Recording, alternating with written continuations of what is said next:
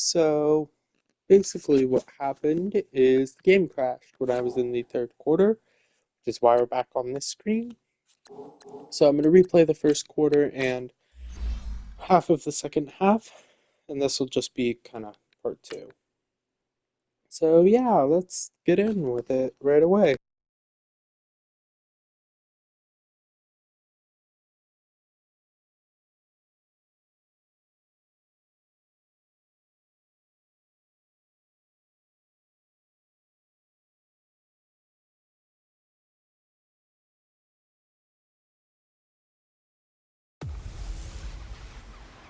The bell is tolling. It's the coach, and this is the NFL on EA Sports.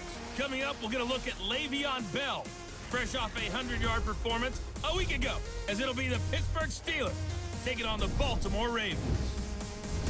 With that, let's get up to M&T Bank Stadium in Baltimore. There to call all the action, we welcome in our broadcast team, Brandon Godden and Charles Davis. Coach, thanks. CA Sports coverage of the NFL brings us to the Inner Harbor at M&T Bank Stadium here in Baltimore, Maryland. The two teams emerging from their respective tunnels a minute ago to the approval of this Baltimore crowd. They're all set as their Ravens will match up with Ben Roethlisberger and the Pittsburgh Steelers. Alongside Charles Davis, I'm Brandon Godden. And Charles, you look at this Raven team as they get ready here. They come in off the very rare tie a game ago. And it'll be interesting to see what their mindset is going into this game. Sometimes that can be a deflator, and sometimes that can just really make you mad and more determined the next time out. Meanwhile, for the visiting Steelers, they can't be any better as we hit the halfway mark. A perfect 7-0 on the year. And when we looked at this team in August and we looked at the schedule, we thought they had the potential to get off to a hot start, but I don't think either of us expected 7-0. Two hard-hitting blue-collar franchises, one of the better rivalries going. The Ravens and Steelers are underway. That'll be taken in the end zone. And no run back here. This will be a touchback, and it comes out to the 25-yard line. So here come the Ravens with their first look on offense. The man calling the shots in the huddle in his 11th season now, the MVP of Super Bowl 47, and that's Joe Flacco. Throughout his career, he's been tough, hard-nosed, and certainly durable. Only 6 starts missed in his first 10 seasons and played 16 games 9 times. But for the first time in his career, a little competition headed his way with first-round pick Lamar Jackson from Louisville set to contest for the #1 job. And he gets this one to Michael Crabtree. And they get him down, but not before he takes it across the 40-yard line. And for Crabtree from a week ago, there are the numbers. 4 catches, 67 yards. And he was able to get open there, but that's not always easy against this bunch defensively.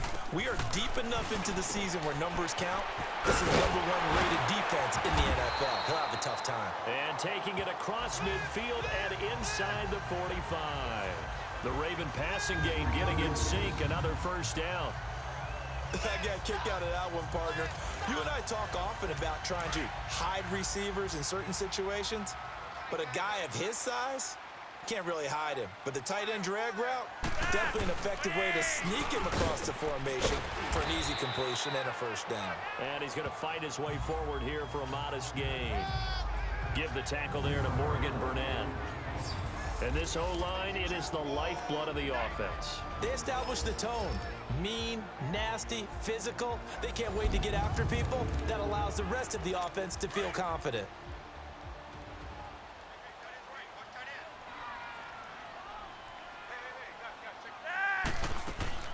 Flacco here on second down. Man open left side is Brown.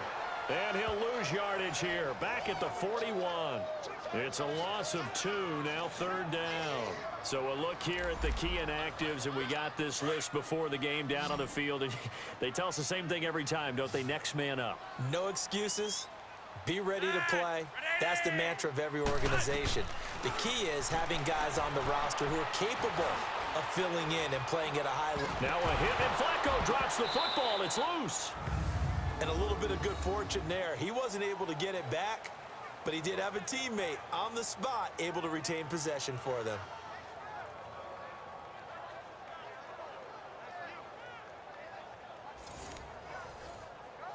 So on 4th down, here's Sam Cook to punt it away.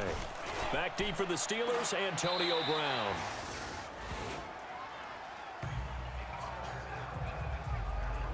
So here are the Steelers now to take over for the first time. They'll be led out by Big Ben, their veteran quarterback, Ben Roethlisberger.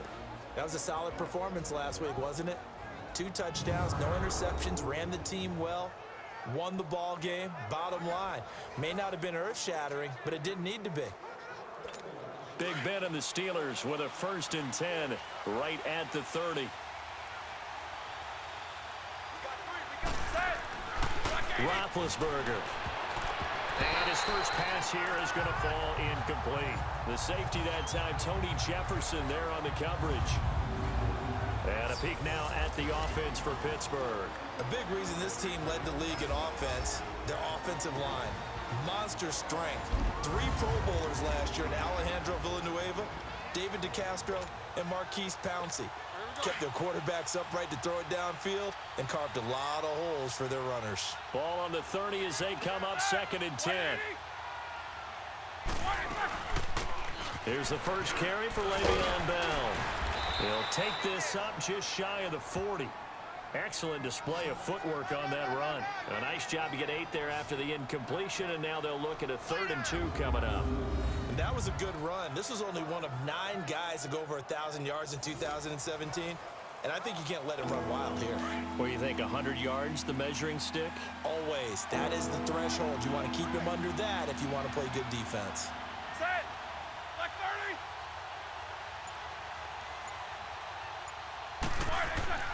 3rd and 2. Now Roethlisberger. He gets it to Brown. Complete. Antonio Brown. Kiss him goodbye. And into the end zone. Touchdown, Pittsburgh. Antonio Brown. His 5th touchdown now on the year. And the Steelers have taken a first-quarter lead. Brandon, my man, just one sentence for that one. Clinic. And that's what they've done. They lead the league in points per game this season, but it's been quick strikeability as we saw on that drive. I think they're actually intimidating defenses because they're back on their heels right away, wondering where it's going to come from, how they're going to hit them. This group is well organized, well coached, and extremely confident in what they do. This fielded a few yards into the end zone. And no run back here. This will be a touchback, and it comes out to the 25-yard line.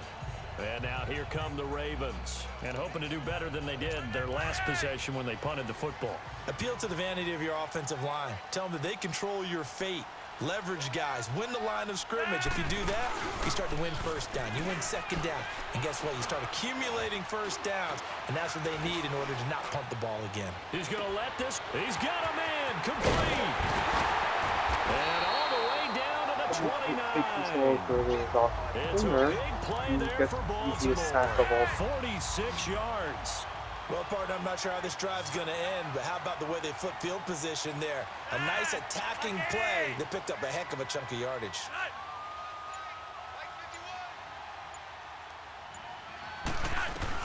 On 1st down, Flacco throwing middle, but it's incomplete. He was looking for Nick Boyle that time. That'll bring up 2nd down. Now a look at the defensive starters here for the Steelers. They were very strong last week in that win over Cleveland. I just consider myself fortunate that I'm not in charge of the offensive line. They gave up 7 sacks last week. And if things don't improve in this game, the head coach isn't going to be looking at the offensive line. He's going to be looking at the offensive line coach. And that's when things get dicey. After the incomplete pass, here now is 2nd and 10.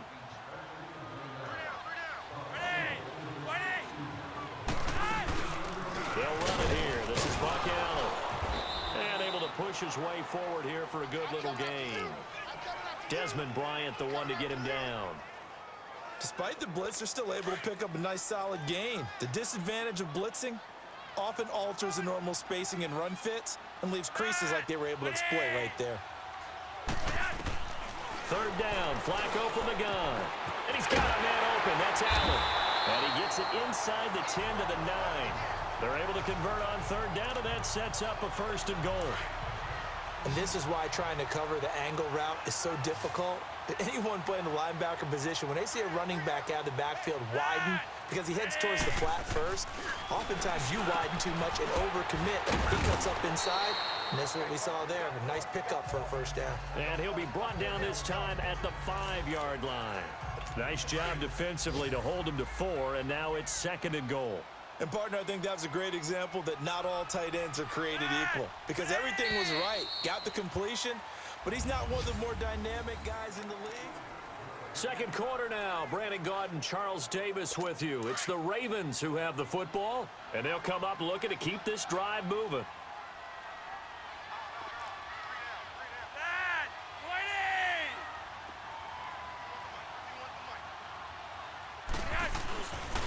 They get it to him running left. And he is met quickly in the backfield. Down he goes, folded like a lawn chair. It'll be a loss of a yard, and that is going to set up 3rd and goal. Not only was that a terrific play, but that loss of yardage they created this close to their own goal line, that gives them a little breathing room now as they move them back. And they're breathing fire a little bit. Under pressure, down he goes. Sacked at the 10. Desmond Bryant in there to get him for a loss of 3, and it'll be 4th down. 2 sacks last week, another one right here. He's been unblockable lately, and I think that goes all the way back to not just his offseason, but the film study he's been doing during the week, because I think he's found matchups that he likes, and he's capitalizing. And a few times he's even defeated double teams. He doesn't care at this point. That drive took him inside the 10. Good job defensively to hold him to 3. Yeah, I like how you did that. Give a little tip of the cap to the stop troops there, because they didn't give up a touchdown in that situation, right? Made them kick the field goal. And, yeah, points went against them, but that feels a whole lot better running off the field. Back onto the field now comes the wideout Antonio Brown, sitting right around the midpoint of the season, on pace for 1,000 yards. Good year so far, and I'm sure film study being devoted to him a little bit more on the other side. They have to, because the pace that he's carrying right now, if you're pushing 1,000-yard pace as a receiver, that means he warrants your attention. And right now, precision is going on with their offense, kind of like that timepiece you wear on your wrist, that good stuff. Got to knock that off somehow. Chip away at that timing, change things up a little bit, and make them go to other things and make them do those things better. Yeah, try to make him uncomfortable. Not many teams have been able to do that so far this year. Partner, this is one of the best routes anyone can have in their offensive playbook.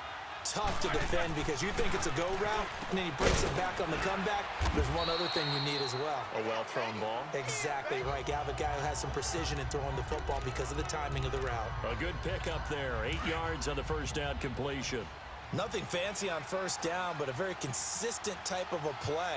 Hit that slant. A lot of people call it an extension of the running game, and it can be if that pass is completed, because you hit a guy on the run like that, you often can go for big yardage. Sets him up nicely for second down, staying ahead of schedule. And he'll take it down shy of the 45 at the 46. 2 yards on the pickup there, but it's enough to give him a new set of downs.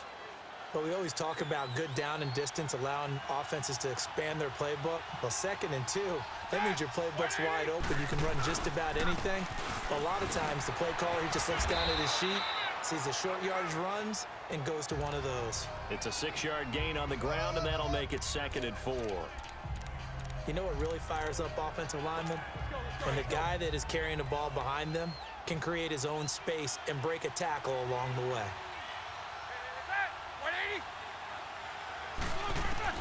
Now Roethlisberger to throw on second down. And it's brought in by Eric Decker. And they'll be inside the 35 now at the 34-yard line. That good for 6 as they keep this drive right on rolling.